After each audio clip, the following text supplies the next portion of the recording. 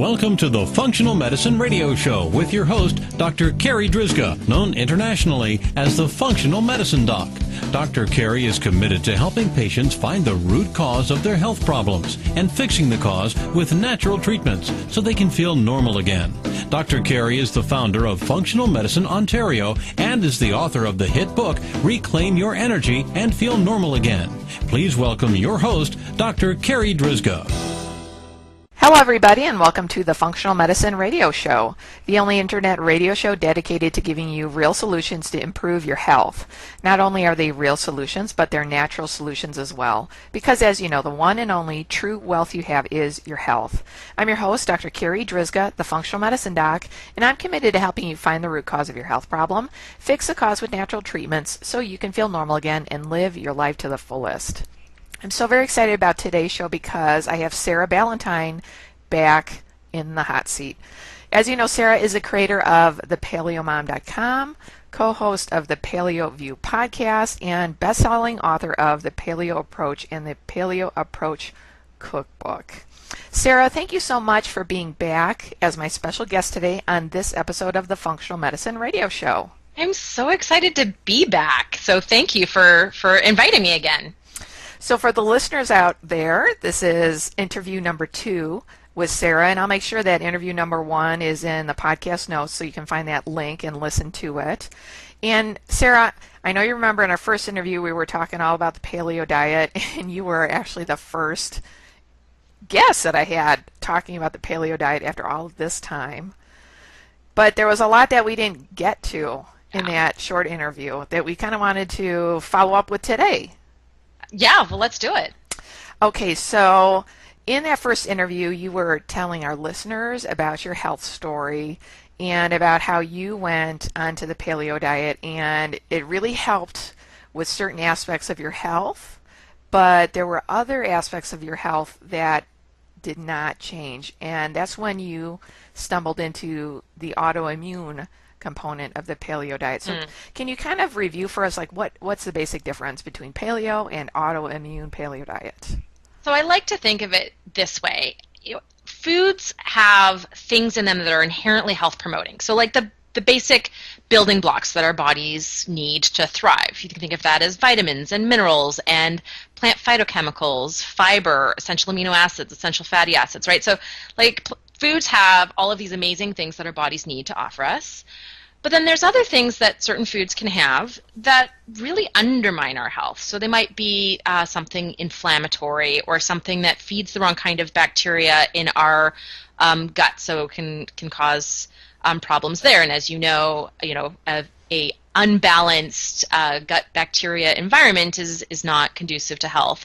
Maybe there are things that disrupt hormones, right? The most familiar thing is something that might spike insulin, right? So that's a hormone that helps us process sugar in foods, and when we're chronically eating foods that spike insulin, that can eventually lead to the development of insulin resistance and type 2 diabetes. So there's these things that foods can have that aren't helping us. They're actually undermining our health.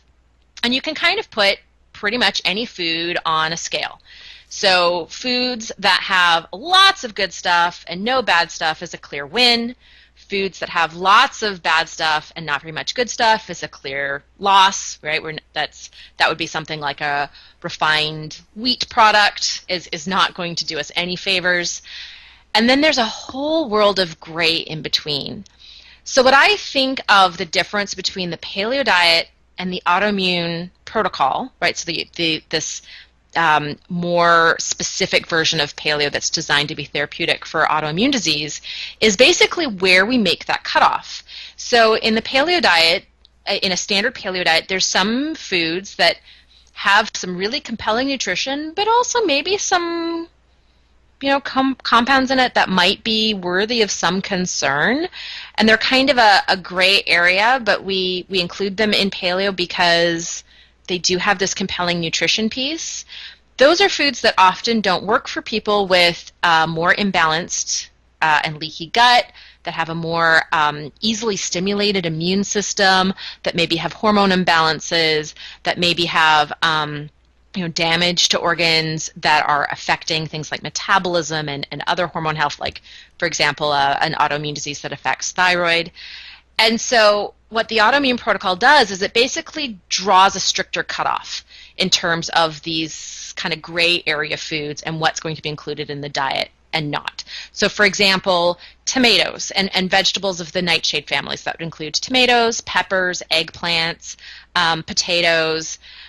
These have actually some really compelling nutrition, right? So we all know tomatoes are super high in lycopene, for example, really powerful B vitamin-like antioxidant. Well, they also are high in a class of compounds called glycoalkaloids, and these are known to get across the gut barrier intact and stimulate the immune system. So for somebody with autoimmune disease, anything that stimulates the immune system has got to go out of the diet. Like we need to calm down the immune system. We need the immune system regulate itself. So this suddenly becomes a food that, if you're healthy and your immune system's regulated well and your sleep's dialed in and your stress levels managed and you're active and you've got all your little paleo ducks in a row, it's got some great nutrition. It's definitely, worthwhile including in your diet. If you're somebody who is trying to mitigate chronic illness and is using the paleo diet to overcome challenges that have built up over, years or decades of our life prior to this journey of, fixing our guts, fixing our hormones, nutrient density, right, all of those things, then those foods are not the best choices for right now. That doesn't mean they're off the plate forever, but it means that for right now, that super clean, super nutrient-focused diet and really avoiding anything that's going to stimulate the immune system or disrupt gut health or hormones in any kind of way and really get that super, super clean. It gives our bodies the best opportunity to do what our bodies want to do, right, which is heal and work properly.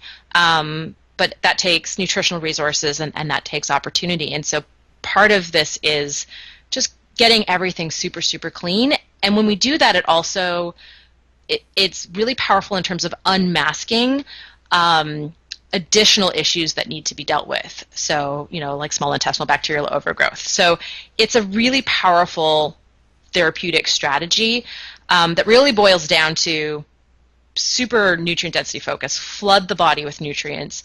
Don't miss out on anything. Get everything our bodies need for every single chemical reaction, and cut out everything that has the possibility or the capacity to undermine our health. Okay, so you mentioned the nightshade group of foods and that they contain these glycoalkaloids and how that can be bad. And so what are the other foods that are in that autoimmune protocol that we want to restrict? So the other foods that are considered a standard paleo food but would not be included on the autoimmune protocol include eggs. That's due to two reasons. One is the lysozyme in egg whites, which can act as sort of like a carrier molecule. It gets into the body intact, and our bodies make lysozyme as part of our immune system, so the lysozyme itself is not the big issue. It's the part where it bonds very, very tightly to bacterial fragments and protein fragments in the gut and helps bring those into our bodies. That is the problem. So the lysozyme in egg whites and also the high frequency of food sensitivity and food allergies. So it's about 2% of the population are allergic to eggs. So that's why eggs are not included. Nuts and seeds, and this has to do with some of the anti-nutrients that it can be concentrated in nuts, and also the high, again, food sensitivity, food allergy rate for nuts. All dairy, so high quality dairy would be considered a lacto-paleo or primal, or some people might consider it paleo, but it's certainly included in a lot of people's personal implementation of paleo. It's off the table for autoimmune disease sufferers because of some proteins that can be inflammatory, because of some proteins that can disproportionately feed the wrong type of bacteria in our gut, for example, E. coli, and also because, again, the high food sensitivity rates. Alcohol is off the table, which is a very sad case for a lot of people. So not just avoiding gluten-containing alcohol, but actually avoiding all alcohol, and that's because alcohol itself tends to disproportionately feed E. coli, especially some pretty bad pathogenic strains. So it's not great for gut health. And so I want to emphasize again that it's not a life sentence when you're doing the autoimmune protocol. There is this idea of an elimination phase and a reintroduction phase. NSAIDs, which actually is not a food, but it's a over-the-counter, not over-the-counter, it's out there in the grocery. You can just get it at the grocery store, at the drugstore, right? NSAIDs are things like ibuprofen, which there's many different brand names of, and this is a class of drugs that many of us take as day-to-day painkillers or fever reducers, and they're known to increase leaky gut. So they're also sort of considered a no-no on the autoimmune protocol. At the same time as there's these foods that are off limits, there's also an extra focus on eating more organ meat, eating more seafood, and eating a lot of vegetables. And that's because of the importance of getting the nutrients that our immune systems need to actually function and regulate themselves into the diet. So there's sort of those two big differences, right? There's some extra foods that are avoided. There's also this more regimented focus on the most nutrient-dense foods available in the food supply. See, listeners, this is why I love having Sarah on, because she can explain the science behind why these foods are not good for us when we have autoimmune problems. And they're just not like randomly being taken out for no reason at all. No, it's not done to be mean. it's everything has a reason, and it's sort of important to emphasize that this is an elimination diet. So if you suspected you had multiple food allergies, multiple food sensitivities, an allergist might put you on an elimination diet to help figure out what those are, right? So skin testing can only tell us so much, or blood tests can only tell us so much. And, most allergists recognize that those testing methods are limited. And so it would be a standard protocol to go on an elimination diet. What the autoimmune protocol is it's a more sophisticated version. So rather than going down to lamb and rice or whatever is a standard elimination diet that an allergist might do, it's keeping that nutrient density piece. So we're going to make sure that even when you're on this elimination diet, that the foods that are on your plate are the most nutrient-dense foods that you could possibly eat. So we're going to flood your body with nutrients, and you're going to get everything your body needs, complete balanced nutrition. And we're also going to take out the foods that are the highest likelihood foods to be causing problems. So things to keep in mind is that there could be foods that you're eliminating that are absolutely fine for you.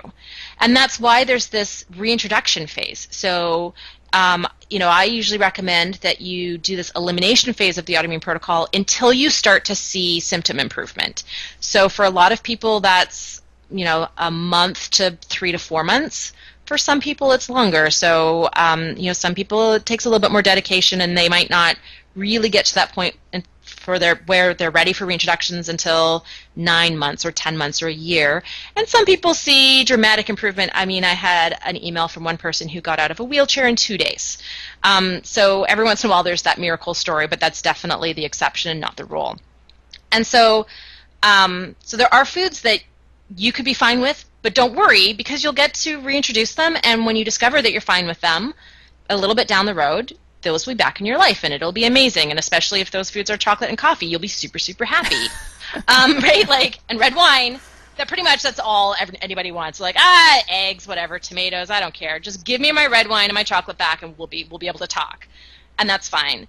The other thing to keep in mind is that we're all individual. Our diseases are all individual. How long we've had them, how aggressive they are, what genetic factors are at play, what our gut microbiomes are doing, because that's such an important signal to the immune system. Stress is a signal, sleep is a signal, activity is a signal. So there's all of these different inputs into the immune system, and our immune systems respond to things differently. So there's always also the possibility that there's a food that's included in the autoimmune protocol that's not working for you, and that you might need to tinker and figure out, maybe it's a histamine intolerance, so it's high histamine foods, right? There's these extra little pieces where you can continue to troubleshoot, and that's where you take the autoimmune protocol and you adopt it, and you work on the lifestyle aspects of it, because it is a protocol that is not just about food. It's also about getting enough sleep and managing stress and being active and having a support network and a sense of community and social bonding. Those are all wrapped up into the autoimmune protocol. So you take that, and then if that's not giving you the therapeutic value that you anticipated, that's where you go to a functional medicine specialist and start doing additional testing and look at adrenal function and look at gut health and look at hormone health and look at micronutrient deficiencies. There's a whole lot of tinkering that can then happen. So right now it's a template that will give the vast majority of people the best bang for their buck in terms of their choices, but it's not a one-size-fits-all approach. It is highly it's the ability to individualize it is very high, and it doesn't preclude additional approaches, additional therapies. But I do like to warn people against trying to combine it with other dietary approaches that are recommended out there to have certain therapeutic functions. For example, I see a lot of people who want to do the autoimmune protocol at the same time as the Candida diet, and so they end up taking these 2 lists of food to avoid, and they're left with 10 foods. One of the reasons why the autoimmune protocol is so therapeutic is because of it still includes a huge variety of very nutritious foods, and when you start slashing that list back, you lose that nutrient density, complete and balanced nutrition piece, which is so important. And gut health is built into the autoimmune protocol. Unless you are specifically working with a functional medicine specialist who can look at the entire picture of your health history and can help navigate you through these choices, I really recommend pick one and stick with one, see where you get, then try the other, see where you get. But there's a little bit of a tendency out there when we start discovering the therapeutic power of food of wanting to do all of the things, and we can miss out on this very important thing, that it's not really about what you stop eating. It's more even about what you are eating. And I like to really think of the autoimmune protocol as a focus on the most nutrient-dense foods available in the food supply. It's organ meats, it's fish, shellfish, and sea vegetables. It's the entire rainbow of vegetables except for those nightshade things. It's fruits, especially highly pigmented fruits. And then it's rounded out with high quality meats, things like mushrooms, right? These are other really, really important, very nutrient focused foods to include in our diets. So Sarah, as people learn about the autoimmune protocol and they read about what they can not eat, and then they have their little hissy fits, yeah, totally freak out there. Totally, a temper tantrum when you see that list is totally normal, and nobody should feel bad about feeling that way. Yeah. So, do you have any tips on how to transition into the autoimmune protocol? Yeah. So, I think it's important to emphasize that you don't need to go from eating McDonald's to eating kale and liver the next day, right? Like, it doesn't need to be that dramatic. We're allowed to be kind to ourselves, respectful to ourselves, and take it as baby steps. But what motivates that decision of how we transition is a little bit different with autoimmune disease, because if we're dealing with a life-threatening autoimmune disease or a really severe flare, if we have to be on really intense disease-modifying drugs in order to keep our autoimmune diseases in check, even if we're people who tend to handle change better with a baby step approach, which is many of us, like I personally do better with a jump in cold turkey, right? That type of, I'm just going to muscle through a transition period. I'm just going to do it. That works well for me for tackling change. But for other people, the baby step approach works much better. So know who you are. But even if you're a baby step person, if you're dealing with, a real health crisis, there's a little extra motivation to either do a pretty fast pace through those baby steps, or maybe do a few baby steps and then jump in the rest of the way. But it's okay to break this up into pieces. And if there's a non-starter for you, so if you look at this list of foods and go, all right, I can do all of this, but there's no way I'm giving up my morning coffee. Okay, let's meet in the middle there. That's actually meeting way over close to the autoimmune protocol side. That's not even the middle. Keep your morning coffee. Put in some autoimmune protocol friendly, fats or sweeteners in that coffee. So don't like now your coffee's full of heavy cream and refined sugar and whatever. But like if that coffee is going to mean you can do all the rest of the things, do that and then tackle coffee later. Like maybe you'll get amazing healing and you'll never have to give it up. Maybe in 2 months you'll be like, man, I think giving up coffee is going to be my missing piece. I got to try giving up coffee. But it's okay if there's this one place that's a give and take. There's certain places, right? If your give and take is a high sugar diet or it's gluten or soy or these, highly inflammatory things, well, that's not really compatible. But if we're talking about a food that would be considered a standard paleo food or a standard primal food that has some compelling nutrition, and you're willing to do all of these other things, then go for it. The other thing about transition that I think goes really underrated is the importance of getting enough sleep during it. So when we get enough sleep, it reduces cravings, it normalizes hunger, it regulates our metabolisms and our energy levels, and it boosts our mood, boosts our performance, improves our decision-making skills, reduces impulsive behavior, reduces addictive behavior, all of these things that make making a hard choice during the day easier. So if someone is struggling with sugar cravings or struggling with some other, fat cravings, salt cravings, right? And it's really hard to keep these clean foods on their plates. A really good strategy, rather than creating a reward system, if I can do this for 7 days, I'll do whatever, or feeling guilty, doing an on the bandwagon, off the bandwagon cycle, right? All of these other things that can happen when that's the situation. Making sure that they're getting enough sleep can suddenly make all of those other pieces of the puzzle fall into place. And stress can also have that same, right? Adding some activities during the day that are mitigating stress. So, just a 20-minute walk around the neighborhood in the evenings can be a huge boon to somebody's stress management strategies.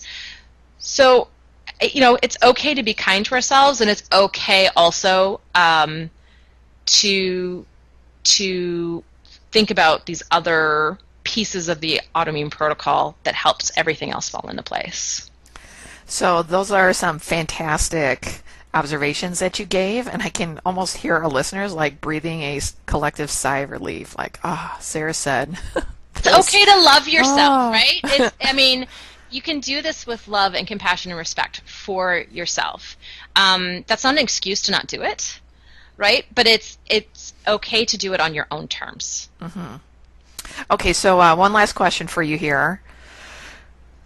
So this is one that I don't really see anybody talking about, is what about vegetarians and vegans and paleo diet and autoimmune protocol, and can it be done?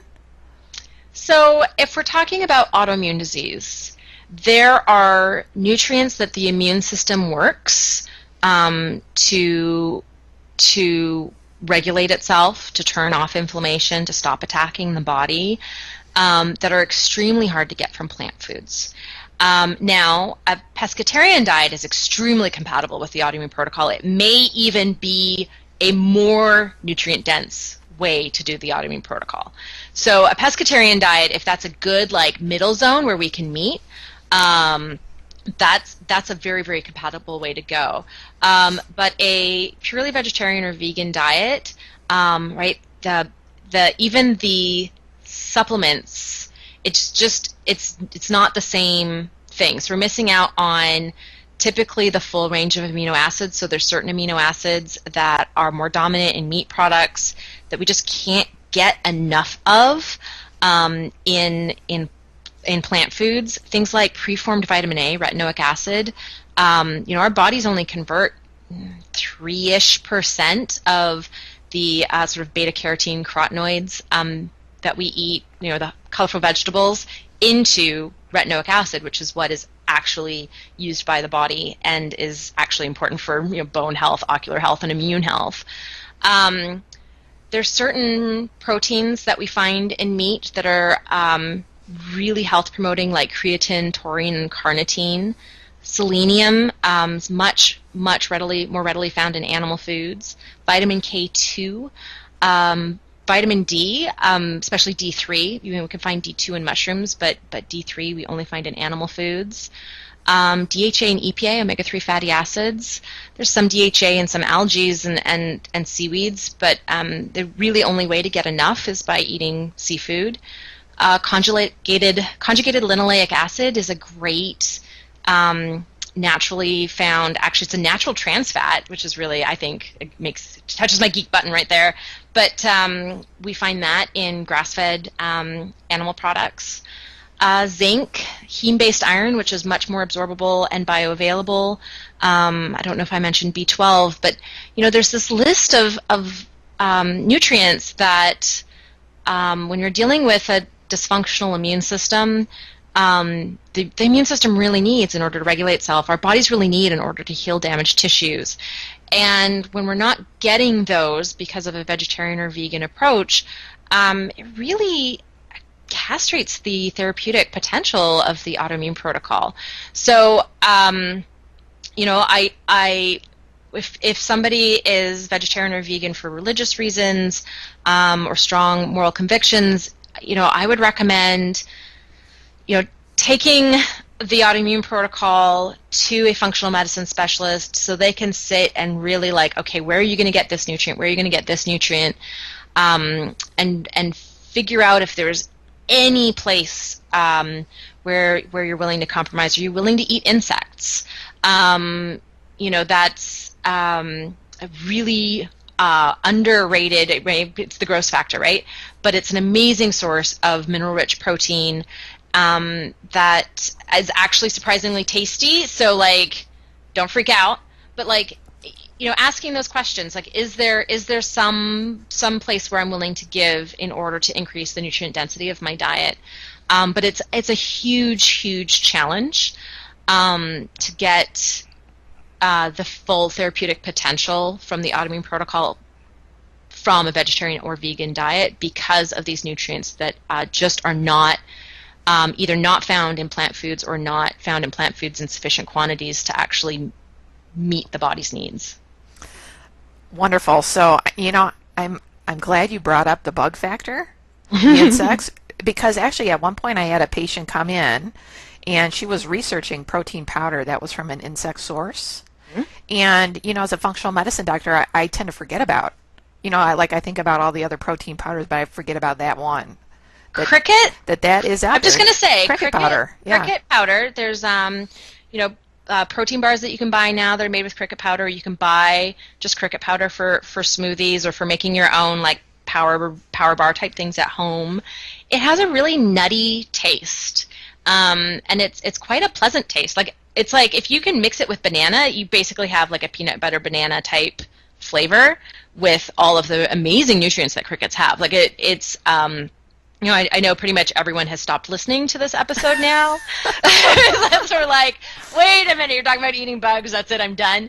But there really is compelling nutrition. It's a amazingly sustainable resource. It uses a fraction of the amount of resources per gram of protein produced compared to growing meat. So it's a very, very kind protein for the planet.